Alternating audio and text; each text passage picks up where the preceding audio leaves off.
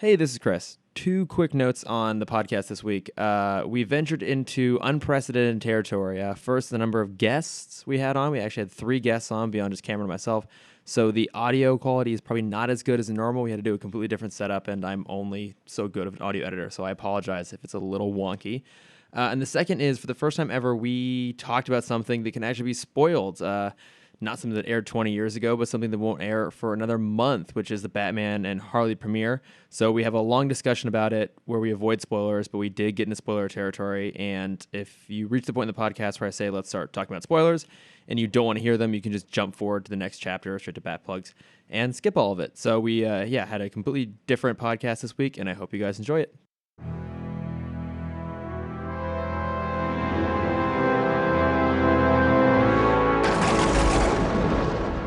Start this because it's not a typical episode, is it? You can just do the normal start. Right. Welcome to a bonus episode of Timm Talk, the podcast about the DC animated universe, co-created by Bruce Timm. We are not doing a regular episode this week. We are at Comi-Con. And I'm Cameron Dexter. Oh, I didn't even start. Hang on, let's start this again. Welcome to this bonus.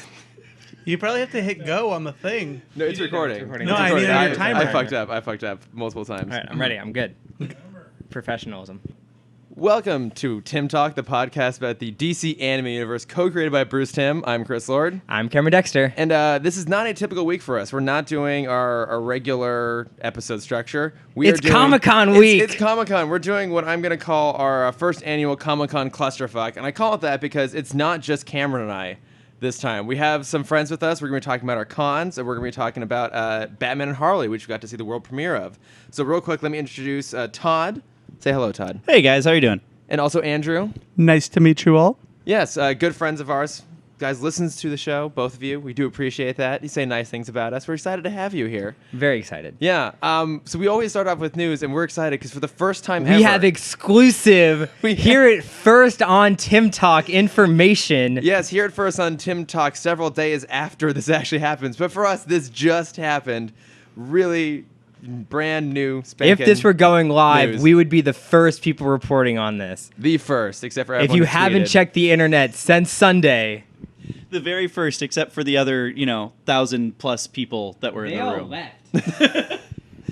We were the only ones left in that room by the end of that interview. Yeah, so we just got out of the world premiere of the new DC animated movie Batman and Harley, which we all quite enjoyed, and we'll be getting into that at some point. But at the end, there was a Q&A panel with Bruce Timm and Kevin Conroy, Lauren Lester, Paget Brewster, Kevin Michael Richardson, and Stan Liu, because I thought he kept saying Stan Lee.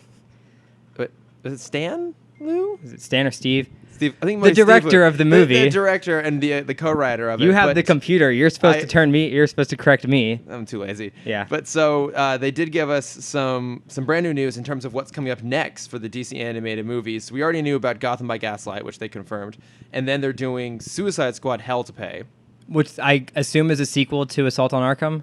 I would, because we know that Riddler has escaped. That's true. It might be, or because he did say it's a sequel.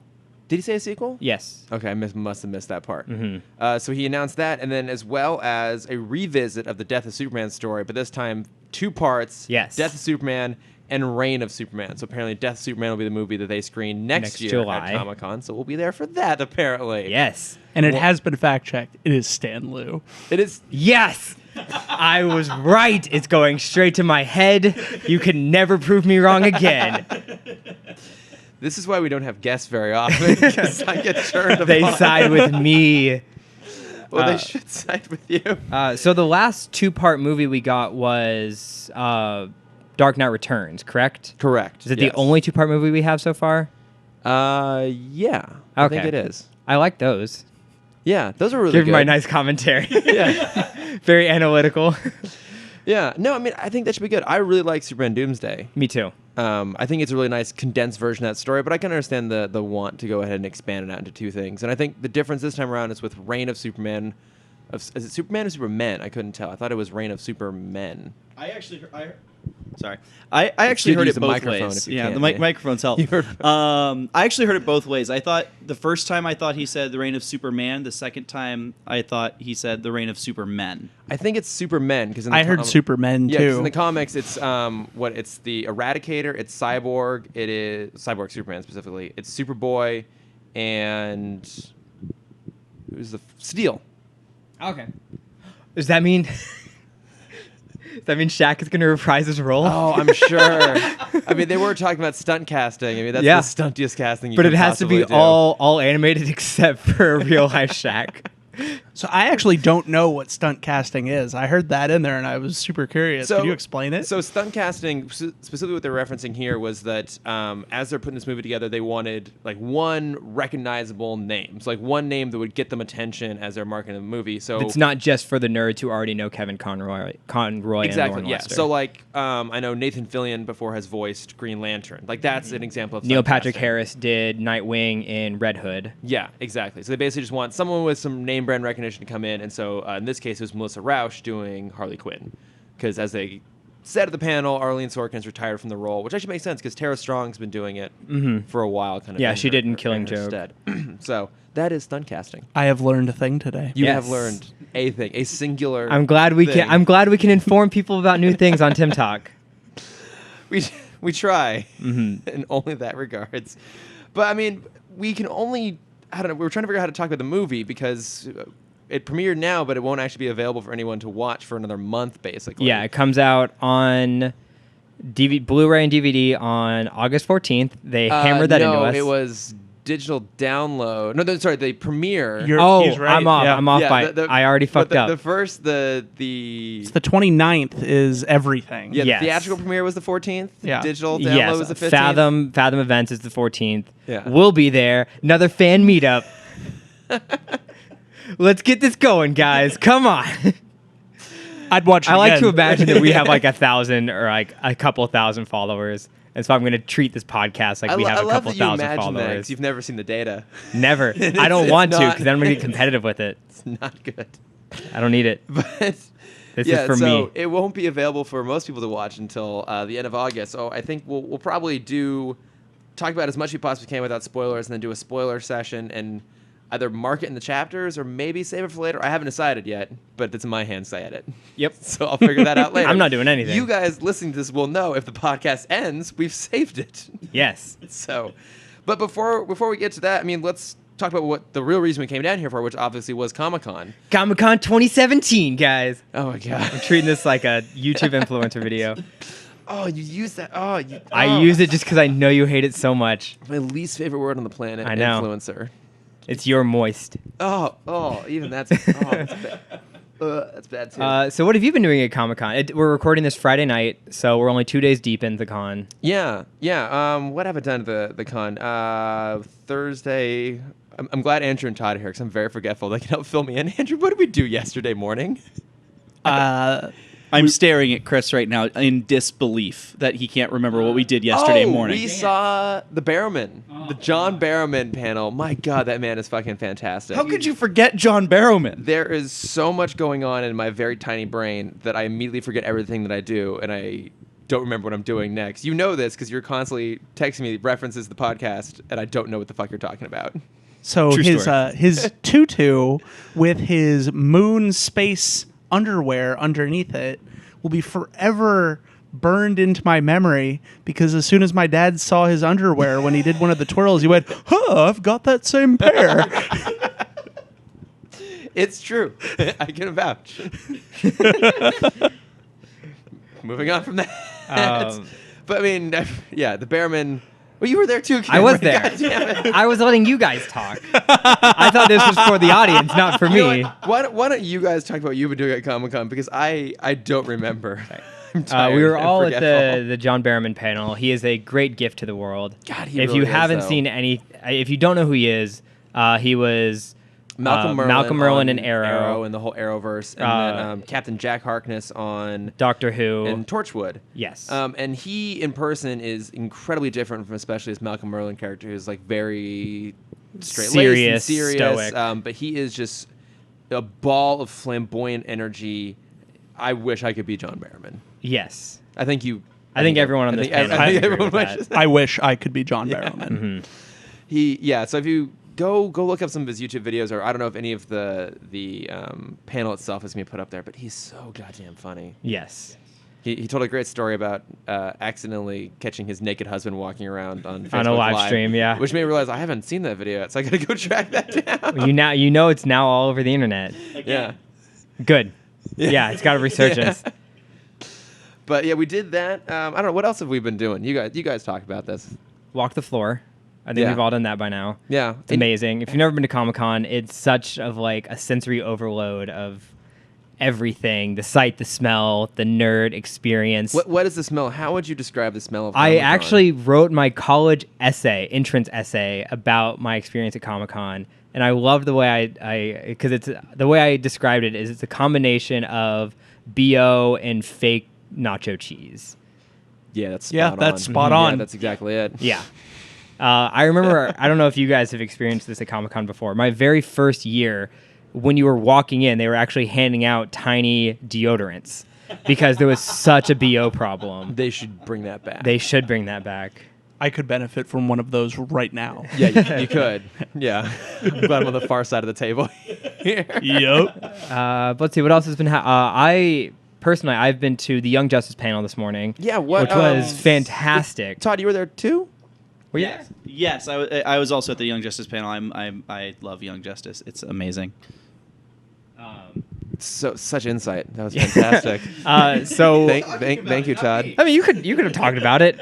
We got they didn't show any footage, and a lot of people around me were kind of upset, but they shouldn't have been because we know they just finished recording. Yeah, I mean, so they're not how going do to they have have animation footage done yet? yet. Yeah. But it was great. We got some concept art for season 3 characters. We kind of know who's progressing. And the way they described it was great because they're basically treating this group like a high school. Mm-hmm. So you have the seniors, juniors, sophomores, and freshmen. And season 1, they kind of started out as sophomores, and so now they're seniors. They're all kind of doing their own thing now. The people they brought into season 2 are getting a little more power and authority. And then you have these newcomers that are coming in. They announced 3 new characters: Arrowette, 13, and Split. Was that her real name? I thought they were just saying it's a spoiler. I'm not sure if the third name was spoiler because I had the same thing. I'm like, okay, are they just like saying spoiler instead of the name? But then they kept referring to her. It was a female character model. They kept referring to her as spoiler like it was a name, not like, oh, it's a character spoiler. named Spoiler. Like Tim Drake's girlfriend in the 90s, Okay. Stephanie Okay. Brown was Spoiler. She later became Batgirl and then Robin. Okay, then that's who it is. I'm sorry. We learned about those 3 characters. We got costume updates for a bunch of the season 2 characters that are coming back. Mm-hmm. We had some really interesting stories about kind of the creation of the show and how they needed to be different from Teen Titans and Justice League, because they like the creator said, like they were coming into Cartoon Network with huge shoes to fill after JL and JLU. And then Teen Titans, which had just ended, and they were just starting up a new teen supergroup. And so their focus, as you can tell from the show, their focus was making it a lot more teenage-driven. You know, they're awkward. They're very insecure with themselves. They want relationships they don't know how to handle. Yeah. Because they didn't, the only relationship in Teen Titans was the are they, aren't they, Starfire, Robin situation. The Ross and Rachel of the nerd world, for sure. Yeah, they put up a slide that I thought was really interesting right when they were talking about this, which Cameron, you're gonna have to hold me honest to which ones these were, but it was related to like 3 of the big things that happen as you grow up and you become a teenager, right? So it was no curfew Was Artemis. Robin was licensed to drive. What was Superboy? First time you masturbate? Yep. Is Yeah, that- that was it. I mean, to be fair, like with Superboy, that's a danger for other people. And it was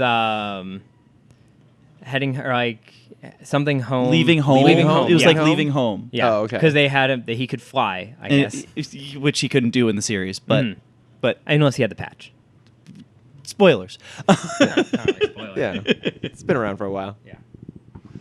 But yeah, that was pretty much everything we got. They were doing their best to keep all the information inside, which was good. Yeah. Because we're not getting the show until next, probably, I assume, they said 2018, but I assume be a probably while. fall or winter 2018. My guess, yeah, it takes a while to do that sort of stuff. But I mean, that is amazing though. That they've found a way to bring because it it's back. been 4 years since the season ended, and they kept bringing this up, and it's a very important thing to understand that the show came back because of the social media power. Oh, yeah. And that's amazing for me. Like, that's amazing to even think about, that a network can cancel a show, but there's like, we fans now have the power to say, no, that's not okay. Yeah. And like, we didn't have that 10 years ago. We didn't have that, 6 years ago. Futurama, Firefly. Family Yeah. Guy. Beat me to it. Yeah. Okay. All right. Prove me wrong in 3 very specific situations. Although- but where's the resurgence for super sumos? As I look at all 3 of you. The what? The what? Super Deep cut sumos? Nickelodeon reference. Oh, okay. It lasted 6 episodes on Nickelodeon. Yeah. How was the Nickelodeon booth? You said you were there a lot today. It was great. I don't think it was as cool as it's been in the past. Because last year it was just a big kind of photo area, and it was awesome. You could sit on Stoop Kid's stoop, which was great. And then some other things that I forgot. There was Chucky. They had Olmec from Legends of the Hidden Temple. Oh, right, I'm yeah. surprised. I think Wait. that movie just died. Did it? I mean, it must have come out at some point, right? I don't think it ever came out. Deal last year. Yeah, and Like a now that big deal. I think about it, it's not here anymore. I'm gonna investigate that after this podcast. Yeah. I but can hand this you the laptop and you can look it up now. But that's no too later. much work. Yeah. This year it's all about this interesting interactive experience, which isn't done very well because it's done with the Kinect, and I don't like the Kinect. Oh, the Kinect is terrible. But it's like they have SpongeBob's pineapple, which is cool, so you can walk in the pineapple, and they have this kind of not VR. They have this screen, and you kind of do like a side-scrolling game, but it's with the Kinect. So my version was I got to play as a Ninja Turtle, and I had to kind of fight the bad guys as it scrolled across, which basically just meant jumping with really bad lag. And then they had like this weird dance thing where you got to pick a character, which is very poorly masked.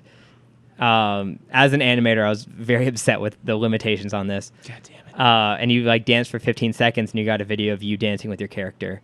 And it was Okay. like an interesting idea that just Yeah. wasn't executed very well. I feel like Marvel did something like this years ago, and it didn't do well, and so I'm a little surprised they're doing it again. But I mean, the booth is fine. It's still one of the prettiest booths, in my opinion, and it's always fun to walk by. Okay, I haven't checked out that one yet. I spent a lot of time walking the floor today. Like, checked out Star Wars, checked out DC, the Lego booth, which is always fun. Big sculptures there. But yeah, haven't done Nickelodeon yet. Yeah. The pineapple comes to mind, though, with what we did this morning. That's true. Yeah, one of the panels we saw today was the Psych reunion panel and sneak peek for the film they're doing this Christmas. Yeah, I loved Psych back in the day. I will be the first to acknowledge that maybe the last season was not particularly grand, but it's a damn fun show, and just like the cast has such amazing chemistry, and that's part of the reason we went to the panel was that they're so damn funny. We got to watch the first 8 minutes of the movie. We did. They're pretty solid. I enjoyed it. And Yeah. the fact that we learned their theme with the pineapple, they didn't even notice it until sometime in like the 7th season. Oh yeah, I guess the art department was playing a trick on them the whole time. And sneaking pineapples into every scene of every movie. Yeah. Hopefully someone who listens to this understands what we're talking about. But if you watch Psych, which you should because it's really good, there's pineapples hidden in every episode. And now it's become like a whole motif for them. Like they gave pineapple pins out. Yeah, Andrew has it on his lanyard right now. Is that like the yogurt from Burn Notice too then? Because I know they were airing together, right? Back to back. I mean, because the yogurt was like something that they would just always talk about. Like it evolved into an in-joke because he was always eating it. But like I think that was like a deliberate action, whereas this was like... Gotcha. Yeah, it was Gotcha, kind of gotcha. lurking around in the background all the time. But no, it was really fun. And then do we do any other panels? Oh, we had to sit through a shitload just because we really want to make sure we got into Yes. the premiere tonight, including Outlander, which Well, say it's good. Go chronologically, because we had won a real winner before Outlander, which is The Gifted. Oh God. Okay. Yeah. which we brought up Burn Notice, so I feel like it's No, that's especially true. ties in. Yeah, so Matt Nix, who created Burn Notice, is now the showrunner on The Gifted, which is the mutant show coming out on Fox this fall. So it's like kind of set in the X-Men universe, but due to the constraints of television budget, the X-Men and the Brotherhood of Mutants have disappeared for some reason, and now they're stuck with a whole bunch of really easily filmable mutant powers that whenever they manifest usually result in just light bulbs breaking. There are so many light bulbs that break in that episode. My God. If you have magnetic powers, if you have transportation powers, if you have telekinetic powers, light bulbs are doomed no matter what you do. Like there should be a person whose power is to just be able to make light bulbs, because I feel like they'd be in really, really high demand. Now. It's easy visual appeal, Yeah. which is what they're clearly going for. And if he could just make light bulbs and then like they can blow them up, man, and they just have keeps on going. It creates itself. It looks really generic. Like It's very generic. really, really generic with just like generic TV attractive people.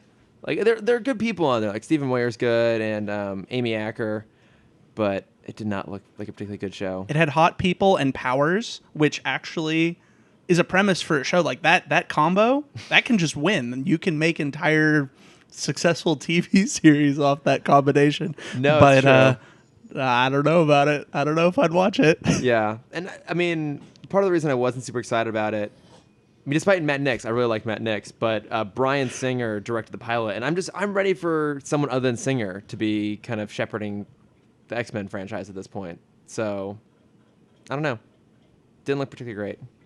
But was there another panel after that? There was Outlander, which there was you Outlander. brought I have up. a panel that's more interesting than that. Please talk about that. Talk about a good panel. Talk about something good I mean, I here. slept through Outlander, so I didn't really want to go into it. You were the smarter one. I went to the Hey Arnold panel, continuing on my love for the Nickelodeon booth. I went to the Hey Arnold panel this morning because for the fans that don't know, the show is Craig Bartlett is bringing the show back for the final movie because he basically ended the season 15 years ago on a cliffhanger because we start to learn about Arnold's parents. Oh. Yeah, we know that they're alive and they're in in like a rainforest somewhere. Oh, what? They're Yeah. alive? Yes.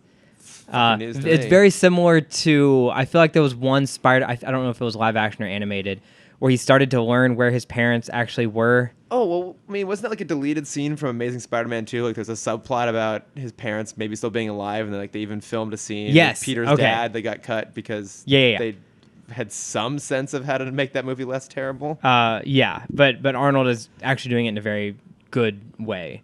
So they had most of the original voice cast back, and they're fantastic. And we got to see a clip. It's done in this weird art style. I'm sure you can look it up afterward. It's not weird. It's animated by the same studio that did Phineas and Ferb. Okay. Because it has that very, very similar kind of glossy color palette. Oh, interesting. Um, Like, was it distractingly different from the original Hey Arnold?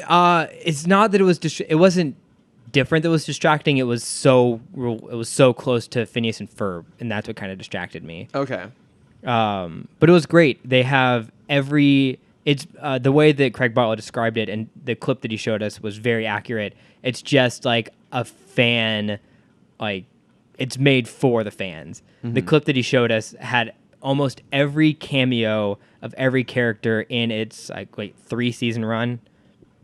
And it was amazing. You got to see Stoop Kid came back, Choco Boy came back, Pigeon Man came back, Monkey Man came back, who I completely even forgot about. Yeah, I don't remember Monkey Man. He was like a bad Batman. Oh, okay. Keeping it on topic with Batman talk. Oh, that's what we're here for. And then the lounge singer was there because the principal became a lounge singer. But different than Dina Spumoni? That's what I'm thinking of. Okay. Yeah, because he was there. The baseball player was there. The gym teacher who lost his mojo was back. Every single person that cameoed in the show was back, and it was amazing. And so we got to see like a 10-minute clip, and I'm it's a 2-hour movie. It comes out next year. No, this year. Soon. Okay. It comes out eventually, and everyone should go watch it because it's great. And it's Hey Arnold. Everyone loves Hey Arnold. Yeah. Getting that plug in early already. The Yeah. Hey Arnold movie that won't be out for another For some time. 6 months. Well, because or so. I don't know if anyone saw or remembers that there was another Hey Arnold movie I do remember. It was not great. I saw parts of it. Never saw the It was my mom who listens to this podcast. Still tries to make me feel horrible about dragging her to that movie because it was the first time. Because it's happened a few times now. The first time we had the entire theater to ourselves, and that should have been a great indication because that was like the Sunday the movie came out was when we had this. And it was great. It was a great experience. My mom and I did a lot of bonding that day. Mm-hmm. She loved it, I'm sure. I'm sure. Yeah. To this day, she's like, man, that one day we went to go watch that really that was terrible the peak of animated our relationship. Yeah. Hey, I had that with my dad, but we lucked out, and it wound up being Kung Pao Enter the Fist. Oh man, my mom banned that movie from our house from how much she hated it. But we were the I only ones in the loved it. theater, and we were like, oh, this is probably an indication that this is an awful movie, and it's possibly one of the silliest movies I've ever love Wait, seen. isn't it like Pao. deliberately bad? I Yes. have not seen it. I have to admit. It's a what TV show does the same thing? It's it's like Space Ghost Coast to Coast. It's Okay. a bad 70s kung fu film that's redubbed for like just like comedy's sake. What is Kevin Nealon in that? I don't know. What's the- I watched this what's one. the- Like I couldn't tell you who's 2002. in it. Okay, that has nothing to do with it. Anything. Yeah. Just those magical movies that you watch with your parents when you're the only ones in the theater. Yeah. Everyone has that kind of memory, and they're sometimes you lose a little with Hey Arnold apparently, and sometimes you win I with a enjoyed killer. it at the time. Yeah.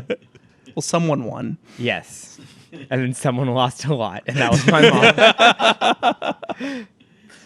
Well, maybe you can take her to go see Batman and Harley because it'd be much Nice. better, and she'll Oh. have such a. Chris, you are nailing it. It took I'm- 45 episodes, but you got it down. I'm working really hard at getting good on these segues here. But I mean, we probably should talk about Batman and Harley a little bit. So Still a little bit. Let's try and, as best we can, go spoiler free, which is going to be hard to do because, I guess the one surprise, I wouldn't really call it a spoiler. This is like a flat out comedy. Yeah. Which I was not expecting. Similar to, because we kind of had, I think it fits very well in kind of what we've been talking about for the past couple weeks with Batman not trusting his villains to reform. Wow, actually, yeah, it's really convenient that we just did all those episodes and now we're watching this. Yeah. Because the basic plot of the episode is Poison Ivy's up to no good. To kind of help beat her, Batman and Nightwing recruit Harley because Harley knows Ivy best. Yeah. To help take her down. Yeah, so it's similar to Harley Quinn, but now it's Poison Ivy. instead Very of the similar to Joker. Harley Quinn. Yeah. And I was not expecting it to be as funny as it was. It was really funny. Because we also just talked about the Joker episode that I already forgot, Condiment King episode. Make them laugh. Make 'em laugh. Where we got to see Paul Dini kind of bring in his Tiny Toon power, or his Tiny Toon writing skills, and the director bring in the Animaniac style. But this was just like a great comedy. This was so much fun. Yeah, and so the Q&A afterwards, someone basically asked Bruce Timm, like, why do a comedy? And one of his responses was, well, after the Killing Joke, he wanted to do something completely different, and so he really went down this route. And I mean, how did you guys feel about it being much more comedic in tone? Do you think it worked?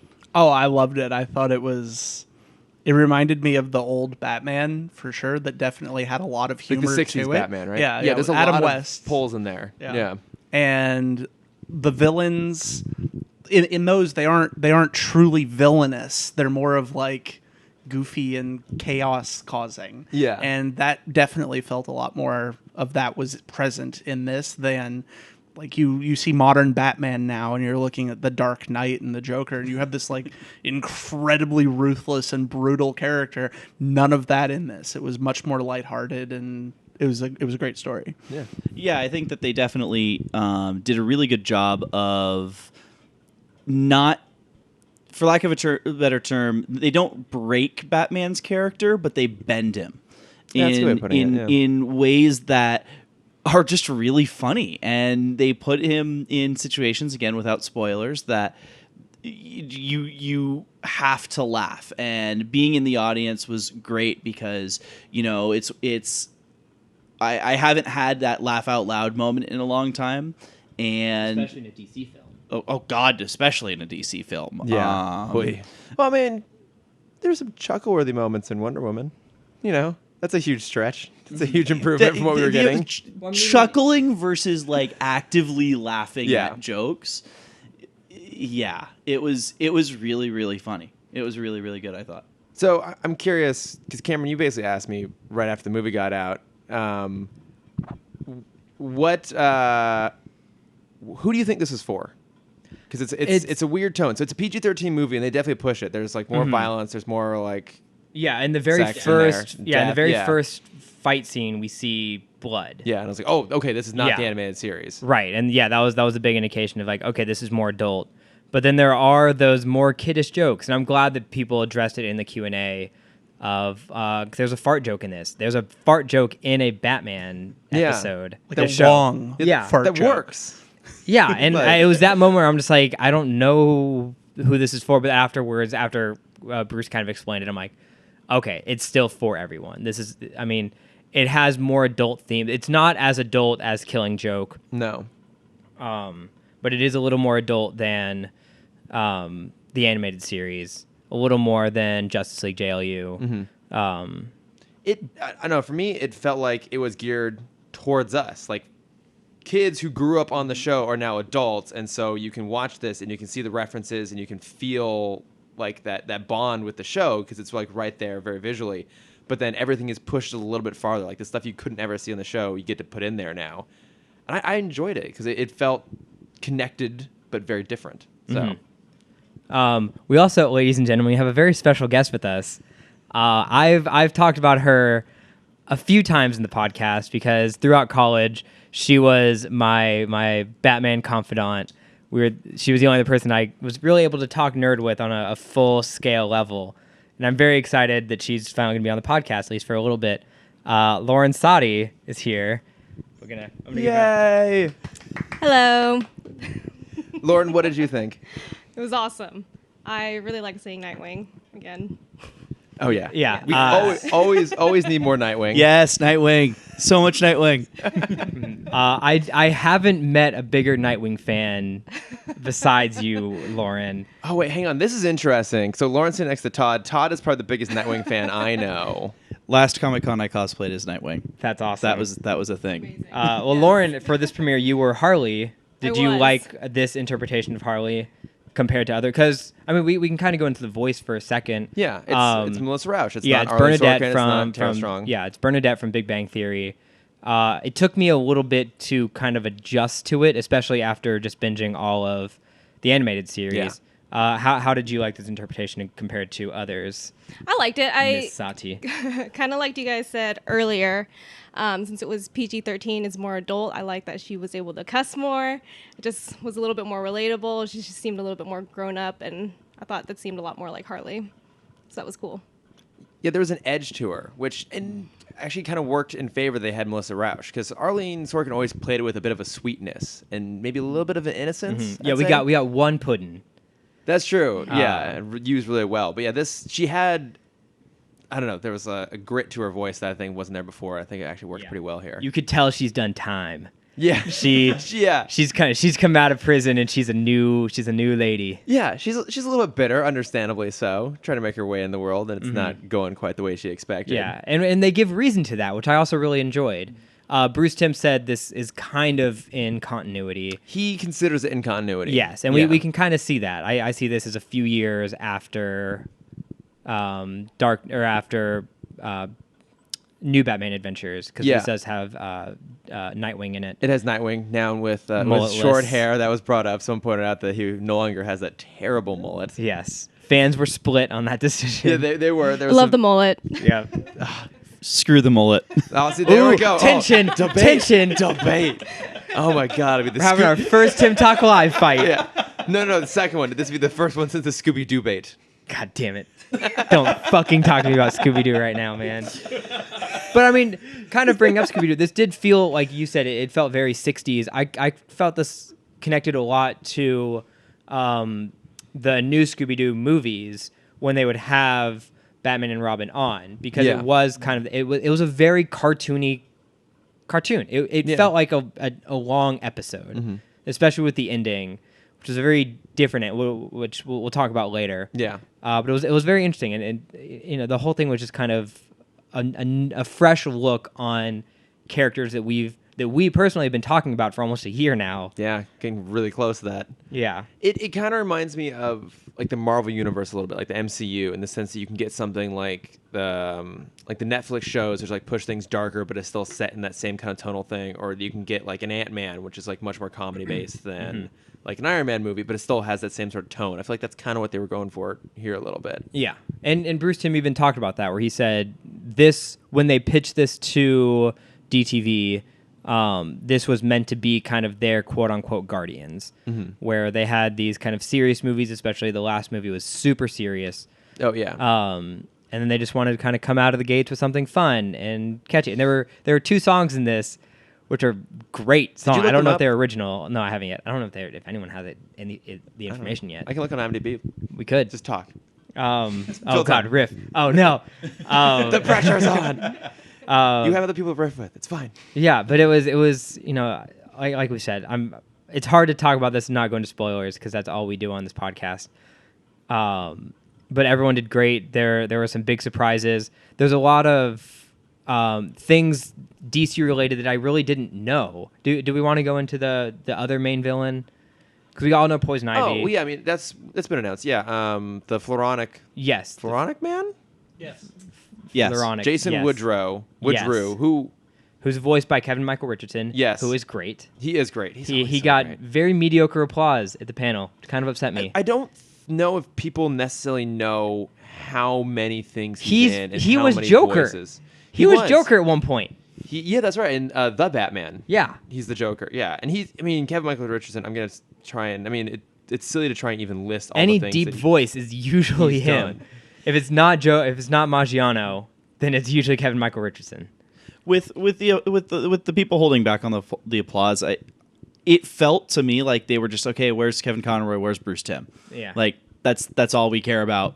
Bring them out. Other talent, cool, yay, whatever. I know there was not Bruce enough, Timm, Kevin Conroy, I want them now. Not enough love for Paget Brewster, who I absolutely adore. I've mentioned her before in regards to the Thrilling Adventure Hour, but she is absolutely one of my all-time biggest celebrity crushes, and she's so damn funny. So I have a thing on the Floronic Man. Okay. So he was a believable villain. I won't talk about what he was doing at all, but more about what the voice actor, what's his name? Kevin Michael Richardson. Kevin Michael Richardson, what he felt like he was bringing to it, which was it's this big villain, and he's a brute, but he felt like he was going to bring intelligence to the villain. And in all honesty, I felt like that brought such like depth to this big hulking beast, which usually you expect them to be stupid, just because that's a trope in almost everything. Yeah. And he decided to speak with like cleverness, clarity. He was on point with everything that he said, and you just actually understood this villain.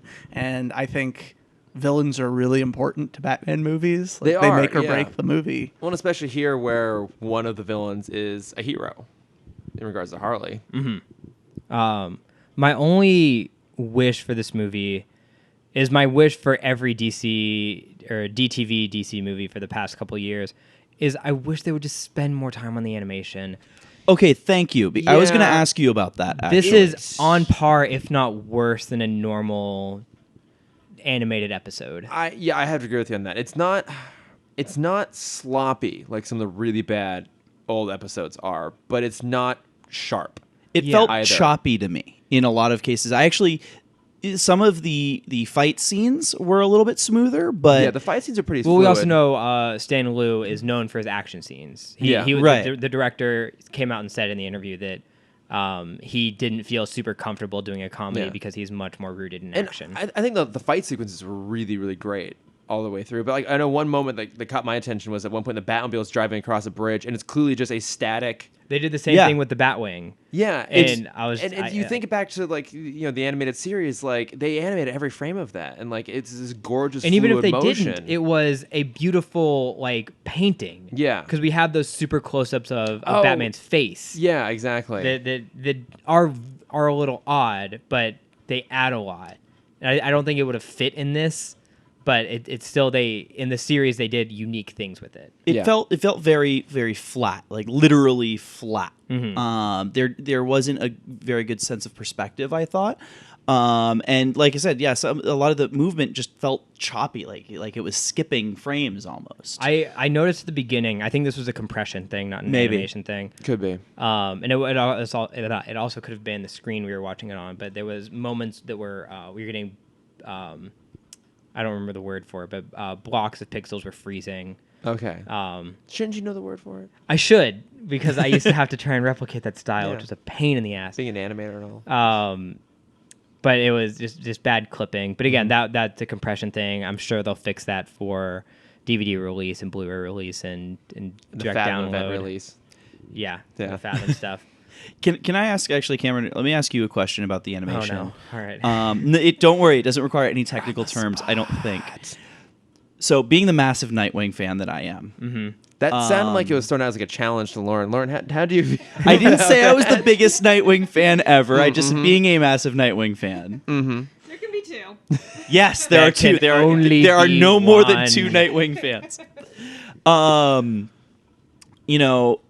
There's a different character model for Nightwing, but the thing that bugged me, I'm going to call it, is so he had the typical. hair. No, actually, Okay. the hair bugged me too, but hair not bugged this much. Was it that they never really showed off his butt at any point? No, that.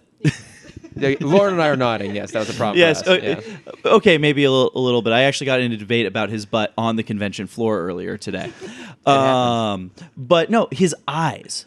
So Oh, he had the white outline? He had the typical DC like Batman mask white eyes, but they had like the circles drawn in for the eyes. And they did it for Harley, but she had her blue eyes. But for Dick, it was just the outline. It was white on white. It almost felt like they forgot to color them in. I think it was a lazy move on the animators. Lazy is a strong word. It's a fighting word. Fighting word. 'Cause you know they're These all are gonna fighting listen to words. this. No, I think it's easier on them because the other way to do it is do the Deadpool style, where it's just a very animated face and a Sure. lot of eyebrow movement and eye kind of distortion.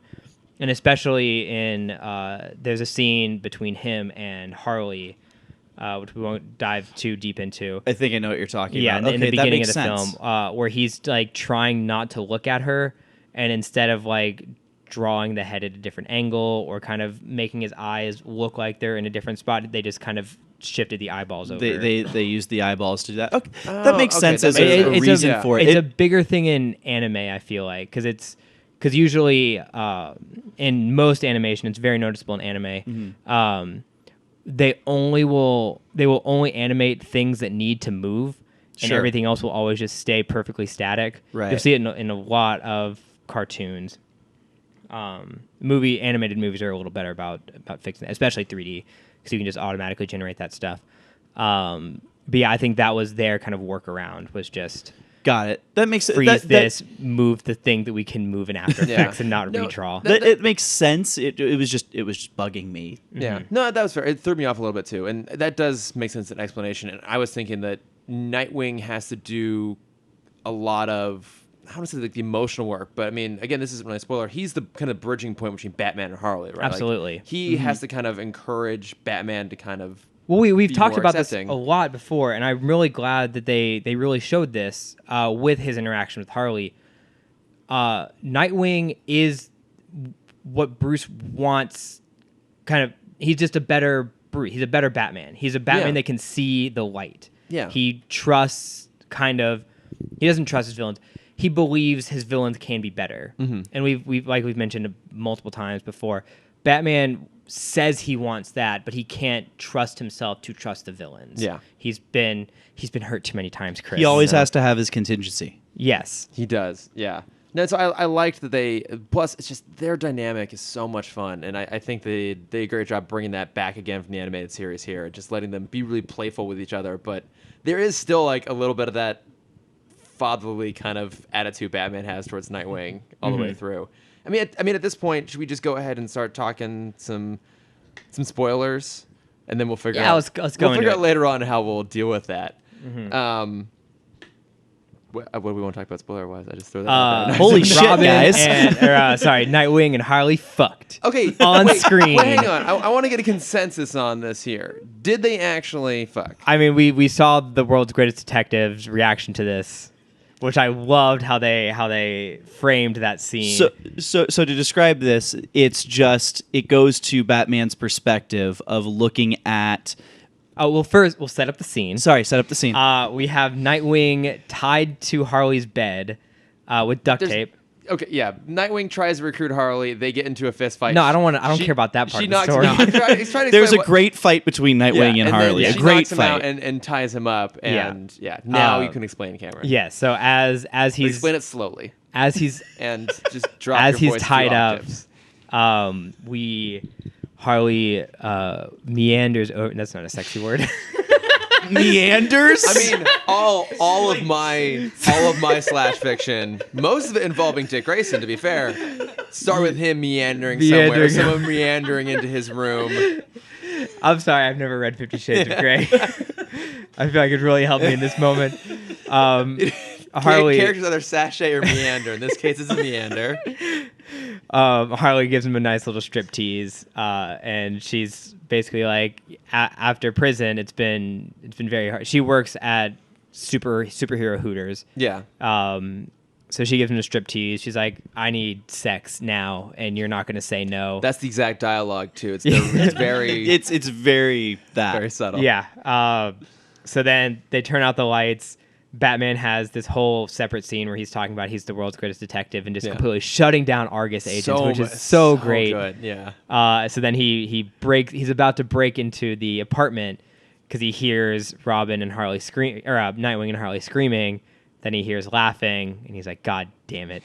And you know exactly at that moment he knows what's going on. So he opens the door, and then it's this beautiful three cut scene where he looks at them, and then to cut to the ripped off duct tape that was on the bedpost. That was holding Dick, and then it's a cut to the various Harley Quinn outfits, multiple Harley Quinn outfits, mind you. Yeah. In this scene, both Nightwing and Harley Quinn are fully clothed. Yeah, she's in her classic costume. She's in her class, but there's at least 2 different costumes on the floor. Yeah.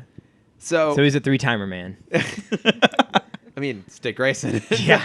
Okay, so the reason I asked if they actually fucked or not, it was because the rest of the movie, Nightwing keeps trying to say things like, no, but we didn't, that sort of thing, and like Harley's like, or he makes a comment like, oh, like you never made out with a supervillain, referring to Batman, that sort of thing. And so it felt like they almost were like trying to kind of like after the fact, be like, no, they didn't actually do it. So right after, when they're in the car, she does say you make out with a guy for 20 minutes. And they think they own you. And I feel like that's very specific language to have you not know. I guess what so. happened. Yeah. It felt like they were trying to they made it very clear, and then they felt like they're trying to make it more ambiguous after the fact, but I don't know. I wanted to ask the group, because you probably have a better answer than I do. How many villains has Batman made out with? We'll stick with just animated. Okay. Phantasm. Okay. Phantasm. Talia. Catwoman. Talia. I don't think he ever made out with Poison Ivy. No, because in the live action movie, yes. Yeah, but not in. No, sorry, she was dating rubber Harley. lips, sexy rubber lips. Chris O'Donnell, sexy rubber lips. Sock foo. Nothing sexier than sock foo. With meandering. I forgot about sock foo. Meandering over to the washing machine. I'm trying to think who else in the animated series. I feel like it's those 3, right? I feel like it just might be 3. I'm trying to think if there's anyone else in the new Batman adventures that he makes out with. Just villains. Or there's probably at least one more somewhere in the continuity. We'll find it. That I'm missing out on. But it's only those 3. Doesn't he make out with technically Ra's al Ghul in Batman Beyond? Because she's spoilers for years from now when you get to Batman Beyond, but because basically Ra's is in Talia's body. Yeah, that might happen. I don't remember. I'm thinking just physical. This is only a physical relationship, so it's still Talia.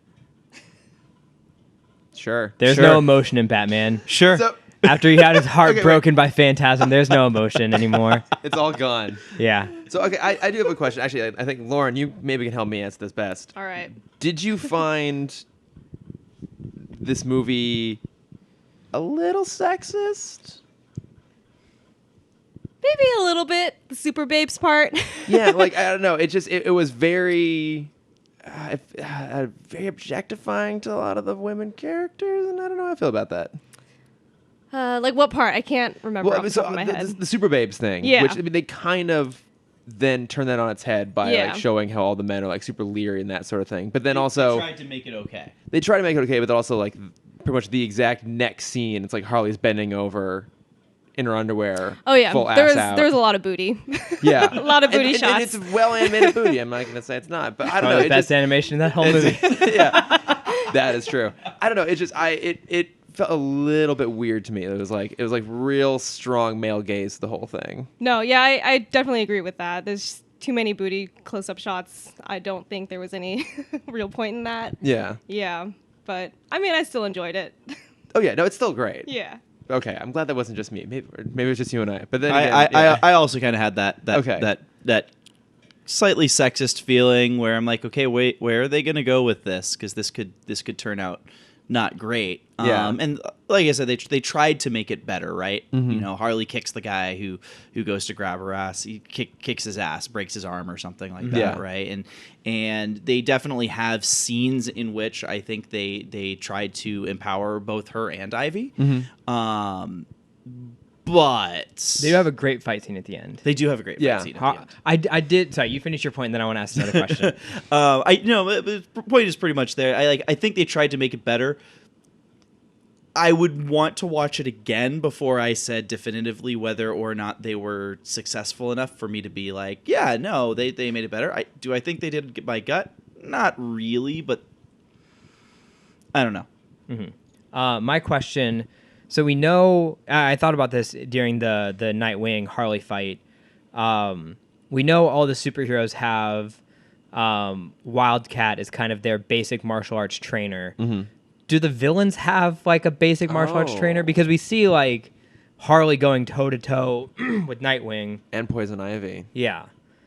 And Which I'm wondering. actually, like- that says a lot because that means that Poison Ivy's also got to be pretty damn solid. If Yeah, so I imagine there's someone that's like just a permanent resident in Arkham that just is like training them on their gym time, because like the anti-Wildcat. they reference Lady Shiva in this, but I don't think Lady Shiva ever pops up in the rest of the DCAU, does she? I Does she pop think up in she JLU? has. I think she's in JLU. Is she in the cage fight episode with Yes. Black Canary? Is she in? Mhm. Well, I know Roulette is, but is Lady Shiva though? I don't know if she Hold on. is. I'm trying to remember who exactly Lady Shiva is. Lady Shiva is like a master assassin. She's not part of the League of Assassins though. Was she in the Mr. Terrific episode? Not Mr. Terrific. The guy that can escape from any contraption. Oh, That's not Terrific. That's he's a new god, or he's from Yes, yeah, he's from the New Gods. Mr. Miracle. Yes, thank you. I don't. Well, no, she wouldn't because she's Oh, that's Big terrestrial. Bertha. Never mind. Yeah, Big Barda. Whatever. So I don't know. I mean, I don't know if she's there. She's referenced. So she exists. Maybe she's the one who's doing all that. Mm-hmm. But in Arkham, though, I don't know. I don't know. It's a good story we could write. What was the other thing we had to write? I don't know. Fans. Todd, what was the other thing we had to write? Oh no, it was the Condiment King. Condiment The King. Oh, Condiment yeah. King. Condiment King. His origin story. Team up. Condiment King origin story. Do it. No, that's perfect. Yes. We'll give Condiment King an origin story. We'll introduce the martial arts trainer to the villains in Arkham. She'll train Condiment King. He'll come out of it a fully functioning, deadly villain, and then he'll immediately get killed by a bus. No, not Condiment King. I do want to. Sorry, before I don't mean to cut you off as always. Just super quick jump back to Young Justice because there was a joke that the creators made that I really loved. For the people who haven't watched the series, a big villain, reoccurring villain, is Sportsmaster, and I loved the way they described him because they're like, yes. We needed an enforcer for the light because the reason they chose those villains is they wanted to bring in the villains that could that had the most resources was their way of describing it. And they're like, well, what about Sportsmaster? He's like, oh yeah, he's just a blue collar Deathstroke. Yep. And I'm like, yes, that is the perfect definition of who he is. And and I loved that. That is absolutely perfect. So now we can Yeah, jump what back. were you going to Sorry, say, I Lauren, didn't mean before to cut you were off. rudely interrupted by Cameron? So rude. What were we talking about? It's not the first time. Nor Villains will be the martial last arts. time. So I like to imagine in Arkham they have little classes that they do. Oh So they have like a martial arts class, maybe some knitting, some painting. Yeah. I want it to be an underground fight club. Yeah, I mean, but Arkham is so poorly run that they would think that would be a good idea. Like, oh, we'll like do a martial arts class. It'll like mindfulness. Stimulate them. Yeah, exactly. It'll teach them discipline. Yeah, Yeah, exactly. Yeah. Just makes the breakouts that much easier. Yeah. So I feel like the other sequence that we should talk about, probably the other like the big kind of reveal sequence is amazing, is Harley leads them out to a bar to try and find an informant. Oh, this was Oh cool. my it's- God, yes. It's a henchman bar out on the outskirts of Bloodhaven, and this is just how my brain works. I see everything gay. I thought they were going to walk into a gay bar because Harley makes a joke about Batman and Robin. She always thought that they were a couple, so I thought that's where they were going, and it wasn't that. But it's a bar filled with all of the henchmen. From New Batman Adventures and In the animated hold on, series. how did BTAS? BTAS. For the people who already hate us, this will make you hate us more. We will now refer to Batman the Animated Series as BTAS. BTAS. Yeah, we're just going to BTAS Well, it up here. one of you has to do BTAS, the other has to do BTAS. I'll be BTAS. BTAS. Although this is poor timing because we've just ended BTAS. I know. I mean, we're gonna reference it for That's a while. true. From this point on, we'll always refer to it as BTAS. Yeah. Yeah, so it's I'm trying to think of the people I recognize. What's the Captain Clown? Yes, It's the robot Captain Clown, And the then robot from the robot assistant from the Hard X blonde from episodes. Hard. They're dancing together, which is great. Mm-hmm. Rhino, so he's the big guy in the hat. Yeah. That's Scarface's henchman. There were a couple versions of the Joker henchmen. So there's the guys. I think I forget their names, but they look like two of the Stooges, and they have like just the black bodysuits and white face paint. Yeah, early henchmen. Early henchmen, yeah. Who were the twins? The twins weren't those 'Cause I loved Two-Face them. henchmen, right? Were the I mean, it would make sense. he had the two twins and like one other henchman, yeah. Because there's a weird thing. great song. So they're singing a song in the club, and it's a romantic song. They're kind of singing to each other because they're talking about like, would you love me, and proposals and that sort of thing. Like, this is kind of a weird tone. And then like one gets down on the ground with a microphone in his hand, basically at cock level. It's like they're doing a yeah, it was a blowjob incestual reference. It was gay definitely, blowjob yes. joke That's exactly what it was. in this cartoon. Yeah. Did you so after the reason they go to the bar is they're trying to find a poison ivy henchman who would know where she is.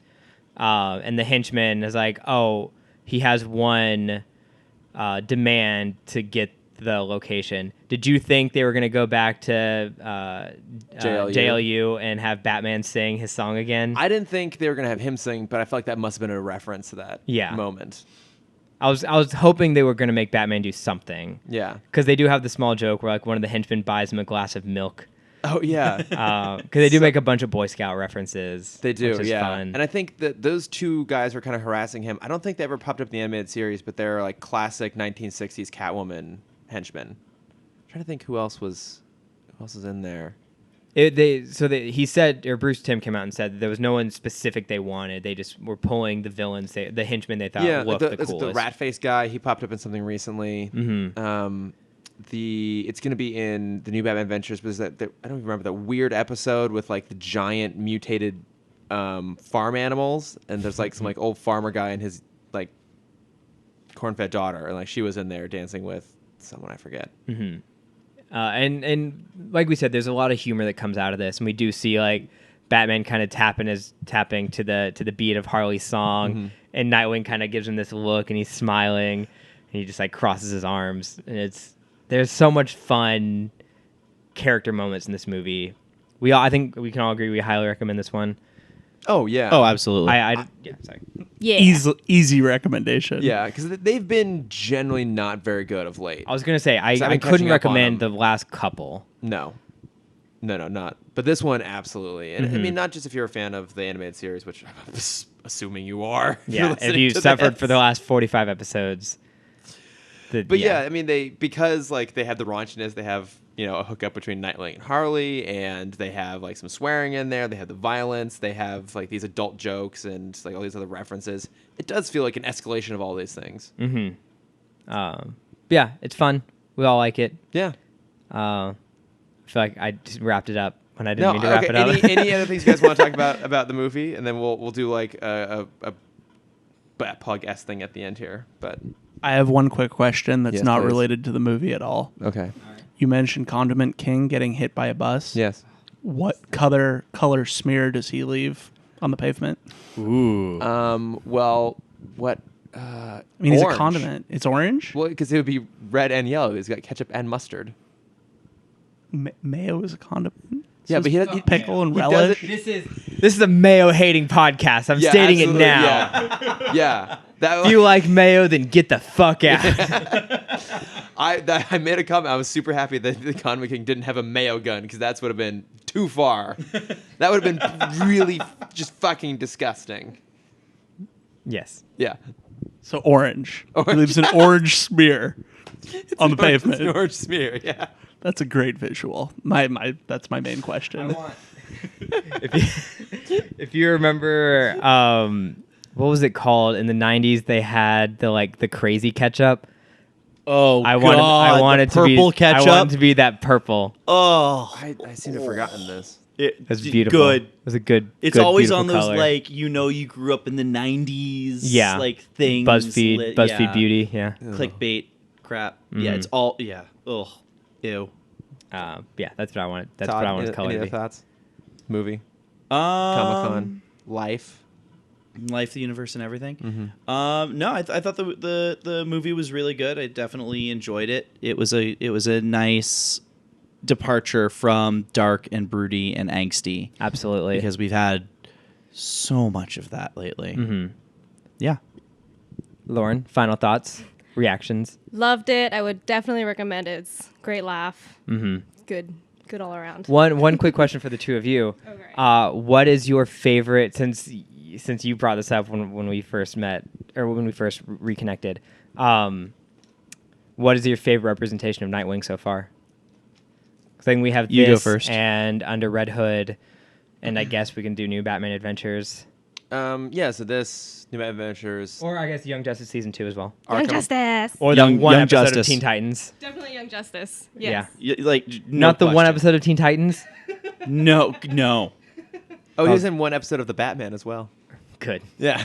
I will say that I do like how NPH did him in Under the Red Hood. I do like how Sean Maher has done him in other movies. In particular, his interaction with Damian Wayne is really, really good. Mm-hmm. But Young Justice is so good, and he's so he had like I'm including his time in Robin a little bit as well, but he's so good. And it's Jesse McCartney, voice actor. Yay. Makes it all the better. Beautiful soul. That was my song. That was about me. Definitely a favorite Nightwing, though. That song was about me, by the way. But you personally? About me personally. I believe it. What are your stories with Jesse McCartney? So many. So many. We go More. way back. That's a whole separate podcast. Whole separate episode. I wish I had a story about Jesse McCartney. Jesse McCartney with Cameron Dexter. Yeah. Yes. So I think what we'll This do. is Jesse talk. What we'll do here at the end, rather than doing just a traditional bat plug, I think what everyone's gonna do one, but pick something that you like, a thing that you've experienced at Comic-Con, like something you like a panel you went to, something you look forward to in the future, or something you came across that's really awesome. Just make it Comic-Con related. Bat plug. Go. Andrew. Well, one thing that we make sure to do every time we come to Comic-Con is have a delightful meal at Ray DCAU. And That's our plug for the week. yeah, when I was describing it, I pitched it to someone else as basically having a lightsaber fight with sticks of meat. And so I'll leave you with that visual. That's what we're going to go do tomorrow. Can this episode be brought to us by Ray DeGaio so Well, that we get free meat on lightsabers? I try and like tag all of our plugs, so they'll be in the episode description. Hopefully they enjoy Maybe they it. have a Facebook page with me. I don't know. Maybe we'll put Yelp in there or something instead. But Andrew, that is the most you thing you could have possibly come up with. They have an unlimited bowl of bacon. It's just so good. Actually, no, I mean, we'll do like sign ups at the end here, but real quick, why don't you tell them about because you are a bit of a food expert here. Like, tell them about your website with your one sandwich. I do have a website devoted to defining what is and isn't a sandwich and exploring sandwiches in general. Yeah. It's at onesandwich.com. You are It's a literally classic. writing a book on sandwiches. I am trying, and I actually also just submitted a creation to the My Oreo Creation contest. It's a $500,000 prize to pick the next flavor of Oreo. And I totally stole this recipe from one of my audiologists in rural Iowa, which is whenever she's having a stressful day, she will enjoy Nilla wafers with rainbow chip frosting. And it's so damn delicious. It does sound really and good. so we put some of this frosting with the rainbow chip in between 2 Nilla wafers. Nilla's owned by Nabisco. I feel like they could make this happen pretty easily. And it's yeah, you should try that. Yeah. Like, this is something you could just, it could be late at night. You could be listening to this podcast and you could be like, we're just going to go buy that and eat that right now. Pretty solid. I respect that choice. Lauren, tell us about your Comic-Con. What are you most excited to have seen or to see, or a fun story, etc., etc.? Well, I was also at the Young Justice panel this morning with Cameron. Yes. And I have to say, I'm really looking forward to season 3. They showed a little bit of preview art for next season. It looked really awesome. Excited to see Nightwing again. Yes. So I am definitely he's in that excited. cool like stealth outfit now. Yeah, I'm kind of confused about he's got like a face mask. Yeah. But that's fine. It's still Nightwing. Yeah. But yeah, I'm really looking forward to that, and keep binging YJ. For me, I actually recently got into a TV show called Dark Matter. For Which some reason, I was really hoping we were going to say for Riverdale. Cameron is so should I just desperate. leave? Cameron's so desperate to have someone else with similar shit taste in film I and just want to television. talk about Riverdale. Hang on, I love the Fast and the Furious You come franchise, so close. thank you, Lauren. Thank you. I might own a Dodge muscle car. Anyway, back to Dark Matter. Back to Dark Matter. So I got into Dark Matter. I actually just finished the second season before coming out here. And it's a good show. It's a fun show. Will Wheaton plays a great villain, shockingly. And I went to the panel, which had 4 of the main 5 to 6 main cast members. And it's a very serious, kind of dark show. But these guys in a room together off camera are hilarious. They're all riffing off each other. They have amazing chemistry together, and just seeing them not in character wanted me to watch more. So it was really, really good, and really, really cool to kind of see that chemistry. That's awesome. Nice. Cameron, what about you? I'm gonna do my classic story time. Okay. New segment, Cameron's story time, that has nothing to do with anything else that we've talked about. When does it ever? I had a very interesting run-in at Comic-Con this year. An unexpected celebrity encounter, quote-unquote celebrity. I see him as a celebrity. While I was in line for the Hey Arnold panel, this man approached me. He approached the guy in front of me first, because I don't want to seem like everything just happens to me. It does. It's an egocentric universe. We get Yes. The guy in front of me said he didn't want to do an interview, so he comes to me. He's like, "Hey, do you mind if I interview you on my Instagram? I just want to talk about Hey Arnold." I'm like, "Sure, why not?" And I've been hurt before in this situation. I'm not going to go into it. It's very emotional. But I'm very skeptical of people coming with a phone up to me asking for an interview. But I said, "Hey, whatever, fine." So he was asking who's my favorite character. I'm like, "Oh, I love Chocolate Boy. I love Stoop Kid, the generic characters." He's like, "Oh, what's your thoughts on Gerald?" And I'm like, "Gerald, he's fine. He taught me a lot about Judaism growing up with his Hanukkah episode. Not Hanukkah episode, his Bat Mitzvah episode. Bar Mitzvah? Bat Mitzvah's girls, right?" Yeah. Thank you. Yeah. And he's like, "Okay, cool. That was great. Thanks." And he walked away. And I'm like, okay, that was odd. But I just kind of brushed it off. And then when we got into the panel, they had the key voice actors on stage. They're like, "Oh, we have some special actors in the crowd as well." And so a couple people stood up. And that guy stood up, and he was the voice of Gerald 15 years ago. And I'm like, cool. Well, I kind of made a fool of myself on his channel. So he was going around asking people what they thought about his own character. Yeah. It's kind of a douche move. I'd totally do the same thing, though. As a voice actor from 15 years ago, I would, because they were telling stories, which I thought were kind of cool about, because what was awesome about Hey Arnold is all of the voices were actual kids at the time. Mm-hmm. So they had the original Arnold and Gerald on stage, and they were talking about this was just like an after-school activity for us. I would, my mom would pick me up from school. She'd hand me a script, and we'd drive down to Burbank, and we'd record an episode every Tuesday and Thursday.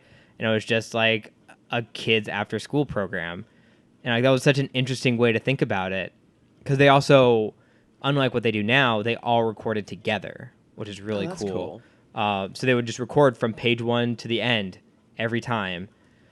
Like that, I can't even imagine how crazy that would have been to have these 3rd to 8th graders all together. But yeah, just gonna keep talking about Nickelodeon.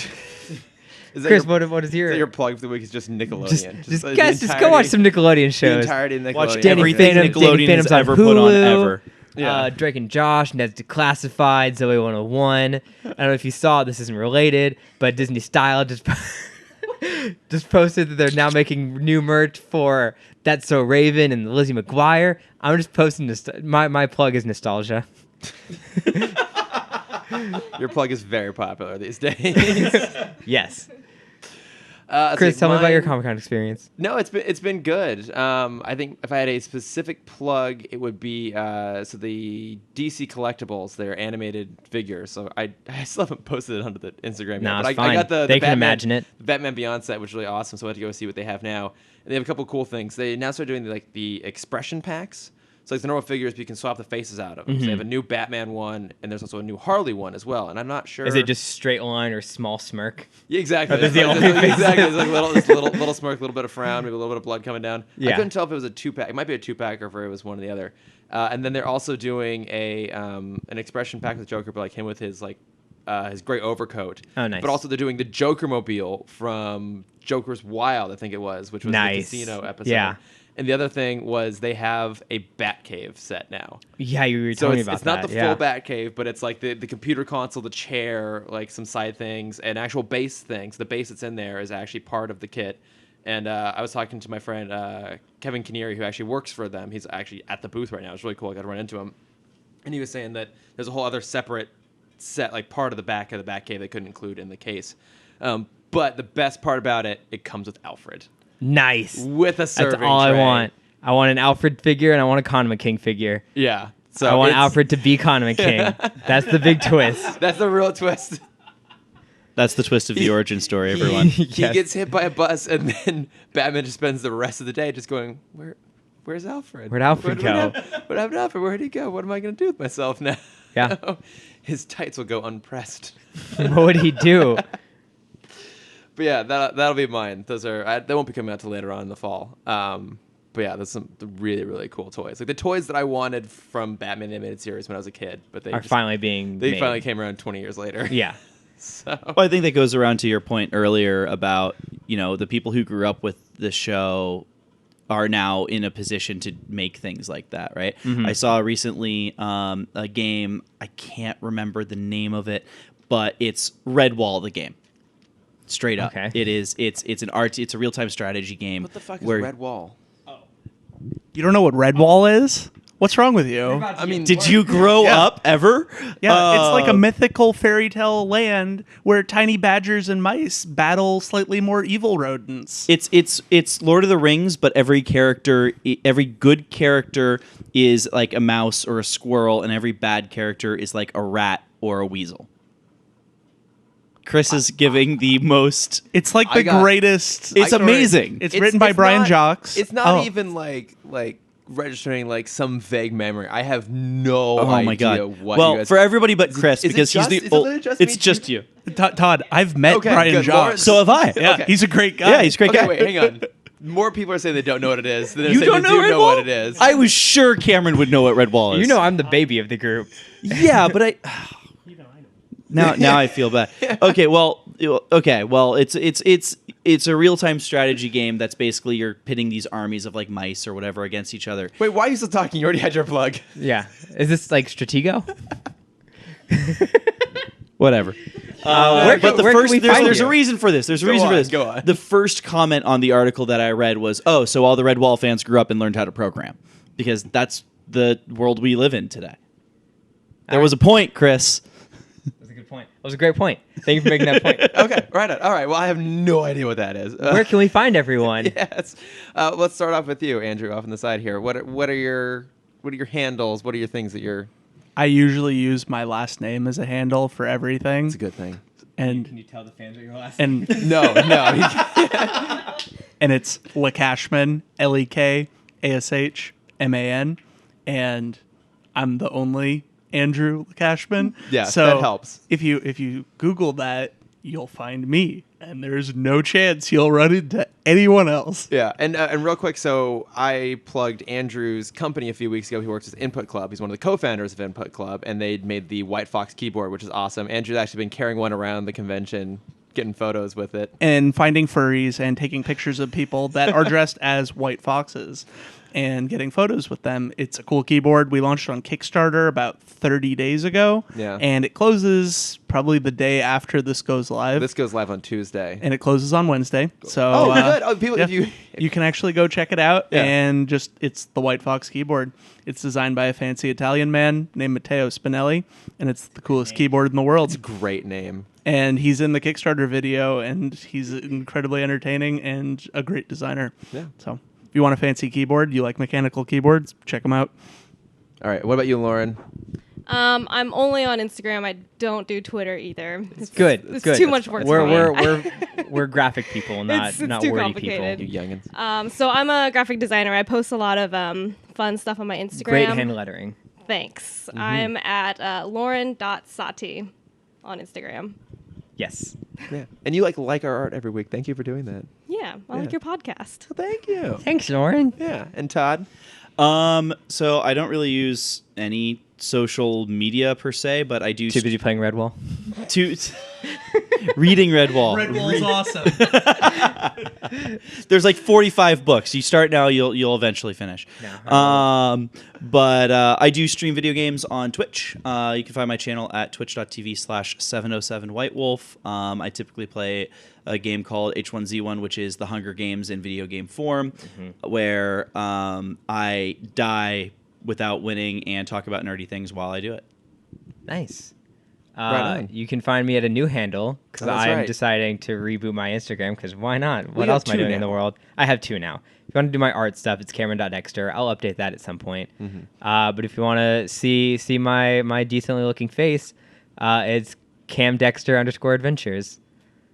Oh. Yeah. Yeah. Because everything else was already taken. You'll hopefully have some photos of your awesome stormtrooper suit that you wear on Yes, Comi-Con. I soon. cosplayed for the first time ever. Not Yeah. ever. I cosplayed last week. But at a big convention, I mean, D23 is a big convention. Say something true. But nothing is bigger than San Diego Yes, Comic-Con. I put on my big boy pants at San Diego Con for the first time. Yes. Chris, where can we find you? I am at Lordifer on Instagram and Twitter, and then of course the podcast. But yeah, where can we find the podcast?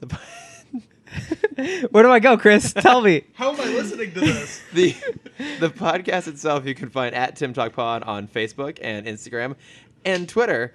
And that does it for our first annual San Diego Comic-Con Clusterfuck. Comic-Con Clusterfuck 2017. Thanks for listening, guys. Yeah. We'll catch you later. Yeah, we'll be back next week with our next regular episode. It'll be Sub-Zero. Yes. The God, I have to watch a final movie. BTAS. Whoa. You're Tass. I'm Toss.